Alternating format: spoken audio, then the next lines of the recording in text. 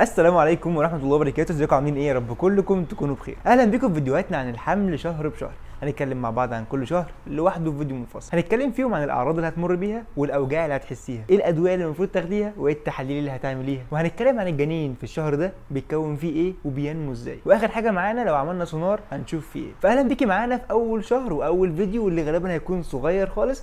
يلا بينا. ليه بقى بقول لكم ان الفيديو النهارده هيكون صغير خالص؟ لان معظم الستات بتعرف انها حامل لما الدوره الشهريه تتاخر عليهم، فبيروحوا يعملوا اختبار حمل وبيعرفوا ان هم حامل. مبروك يا ستي، بس انت اوريدي عند الدكتور في الحسبه بتاعته عديتي من 3 ل 4 اسابيع، يعني الشهر الاولاني اصلا عدى من غير ما تحسي. لو هنتكلم مع بعض عن الاعراض اللي هتجيلك او الاوجاع اللي هتحسي بيها، صدقيني في الشهر الاول مش هتلحقي تحسي بحاجه، ده اكتر شهر بيجري من غير ما تحسي. لكن لو انت عندك فضول تعرفي ايه الاعراض اللي بيجيلك في اول شهر واللي عن طريقها ممكن تعرفي ان انت حامل قبل ميعاد الدوره الشهريه وبدون اختبار حمل، ده فيديو كامل كنت عامله لك، هتلاقيه حاطط لك في علامه الاي هنا او هنا، اتفرجي عليه لانه بجد مفيد جدا. اما بالنسبه للادويه اللي المفروض تاخديها، ففيه دواء مهم جدا، هو الدواء الوحيد اللي مفيش دكتور بيختلف عليه، الا وهو الفوليك اسيد. لكن النوع اللي تاخديه والجرعه اللي تاخديها لازم الدكتور يكتبها لك بنفسه طبقا لحالتك الصحيه. وممكن بجانب الفوليك اسيد الدكتور بتاعك يكتب لك بعض الفيتامينات اللي اكيد كتبها لك بناء على تحاليلك مش من فراغ. بمناسبه التحاليل، تعالوا نتكلم مع بعض شويه عن التحاليل اللي نطلبها في اول شهر. في اول شهر كل الدكاتره بلا استثناء بتطلب تحاليل كتير جدا، ده لمصلحتك على فكره. انا عارف ان معظم الستات بيخافوا من الحقن، بالذات بقى لو بنوته لسه متجوزه جديد وده اول حمل ليها،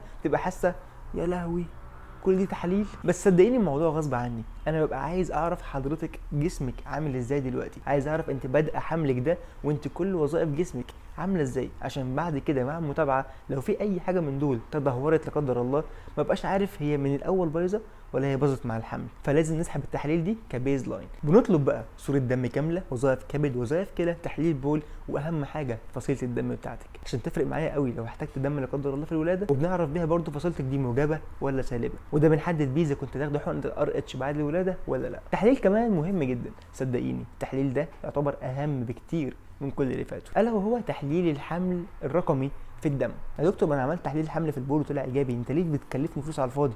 التحليل دلوقتي عامل 260 جنيه في معامل نظيفه. انا اسف، انا مضطر اكلفك، ومش بس مره واحده، انت تعمليه مرتين، مره النهارده ومره بعد 48 ساعه في نفس المكان النظيف الغالي ده. طب ليه يا دكتور؟ هي رخامه وخلاص؟ اكيد مش رخامه وخلاص. التحليل ده انا بشوف الرقم اللي طلع في اول تحليل والرقم اللي طلع بعد 48 ساعه في تاني تحليل، ولما بقارن بين الرقمين بقدر اعرف اذا كان الحمل ده هيكمل وكويس جدا وفي مكانه جوه الرحم، ولا هيكمل بس هو مش جوه الرحم، ده هو بره، فلازم نتصرف بسرعه ونلحقه، حمل خارج الرحم يعني، ولا الحمل ده مش هيكمل، لا قدر الله هيقلب بسقط مع حضرتك. فتحليل بيحدد معايا مصير الحمل ده ايه، يبقى اكيد مهم جدا. التحليل ده بيطمني على الجنين قبل ما يظهر في السونار.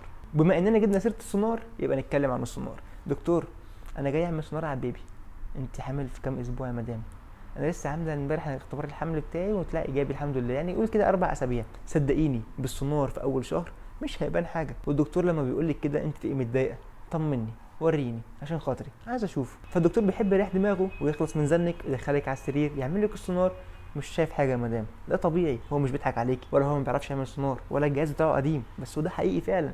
في اول شهر مش هيبان حاجه، ولو حتى بان معاه هيبان مجرد كيس جوه الرحم، كيس حمل. الكيس ده هيكمل ولا لا لسه ما ظهرش حاجه، ما بانش جوه حتى الجنين ولا ظهر فيه النبض، مش هتشوفي حاجه، ايه لازمتها؟ بعض الاطباء كمحاوله منهم بيعمل لك سونار مهبلي، وللاسف عندكم معتقدات كده هي خاطئه 100%، بس انتوا مصدقينها ان السونار المهبلي بيسقط. فلو لا قدر الله انت اصلا مكتوب لك ان البيبي ده ما يكملش بعد الشر عنك، وان الحمل ده كده كده اصلا كان هيخش في سقط، والدكتور عمل لك سونار مهبلي عشان يريح حضرتك كمحاوله انه يوريك البيبي، جه بعديها انت سقطتي، هتقولي يا الدكتور هو السبب، هو اللي سقطني، هو اللي عمل لي سونار ابن الذين الوحش اللي بيسقط ده. فمبدئيا مفيش سونار مهبلي بيسقط، بس خليكي عارفه مفيش حمل بيبان بالسونار في اول شهر. طب انت وعدتني هتتكلم معانا عن الجنين، الجنين عامل ازاي في اول شهر؟ جنين ايه بس؟ صلي على النبي، ده عباره عن حيوان منوي مع بويضه، حاجات كده تتشاف بالميكروسكوب الكبير، اندمجوا مع بعض وقعدوا يعملوا شويه خلايا خلايا خلايا، عباره عن خلايا لسه بتنقسم في طريقها الى انها تتزرع في الرحم. عشان كده اتفقنا مع بعض ان فيديو النهارده فيديو قصير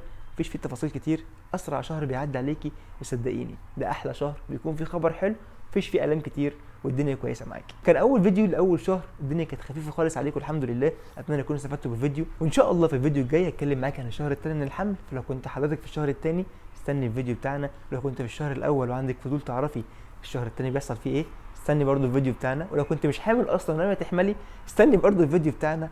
اقول لك على حاجه، حتى لو انسه وناويه تتجوزي وتحملي، استني برضه الفيديو بتاعنا.